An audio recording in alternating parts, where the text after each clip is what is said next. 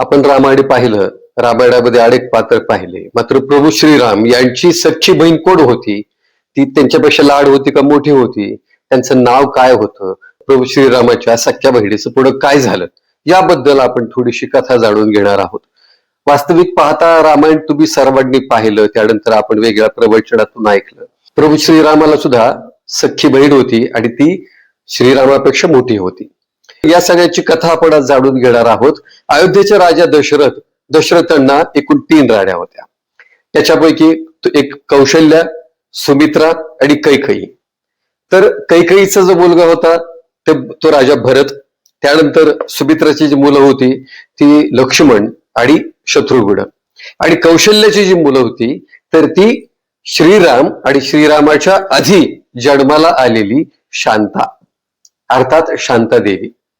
श्रीरामाच्या बहिणीचं नाव शांतादेवी आहे आणि ती श्रीरामाच्या पेक्षा मोठी आहे. आता या शांतादेवीचं काय झालं याबद्दल बऱ्याच जणांना माहिती नाही. कौशल्यापासून पहिल्यांदा मुलगी झाली आणि या मुलीचं नाव शांता असं ठेवण्यात आलं.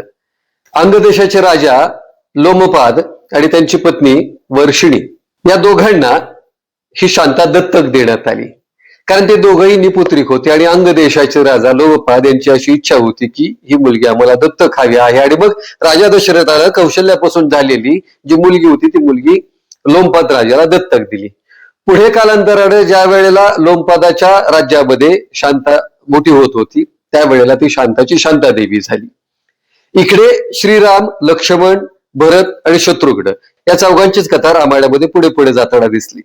रामाच्या आधी शांतेचा जन्म झाल्यामुळे शांता, तिचा इतिहास आणि तिची कथा ही अंगदेशामध्ये विकसित होत होती.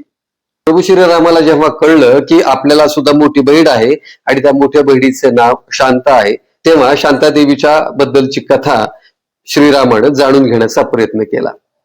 आता ही कथा ज्यावेळेला पुढे येते त्यावेळेला तिचा संदर्भ रामायणामध्ये कुठेच येत नाही. प्रचलित झालेल्या अनेक कथांच्या मध्ये राजा लोमपाद यांच्या मुलीचा विवाह ऋषी विभांडक याचा पुत्र ऋषी शृंगी यांच्याशी झाला.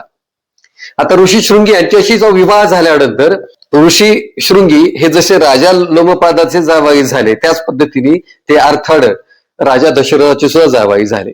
नंतरच्या काळामध्ये ऋषी शृंगी यांच्याशी शांतादेवीचा विवाह झाल्यानं शांतादेवीचा पुढचा जो प्रवास आहे तो पुढचा प्रवास आणि पुढचं जीवन हे आश्रमवासीय झालं. आश्रमात तिचा सगळा पुढचा काळ गेला. खरं तर एक गोष्ट खूप महत्वाची आहे याच्यामध्ये की तसं पाहिलं शांतादेवी यांच्या हक्काचं राज्य हे अयोध्या सुद्धा होतं. अयोध्याच्या सुद्धा त्या राजकुमारी होत्या आणि अंगदेशाच्या सुद्धा त्या राजकुमारी होत्या.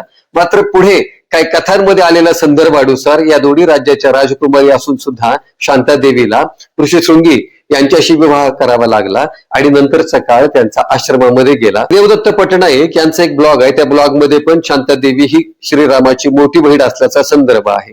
विविध पुराण कथांमध्ये शांतादेवीचा हा संदर्भ आला आहे आणि या शांतादेवीची पुढची कथा जी आहे ती कथा सुद्धा अनेकांना माहिती नाही आणि ती कथा मूळ रामायणामध्ये सुद्धा नसल्या कारणानं अनेकांना माहिती नव्हतं की प्रभू श्रीरामाला सुद्धा मोठी बहीण होती. शांतादेवी ही प्रभू श्रीरामाची थोरली बहीण होती आणि ती सख्खी बहीण होती.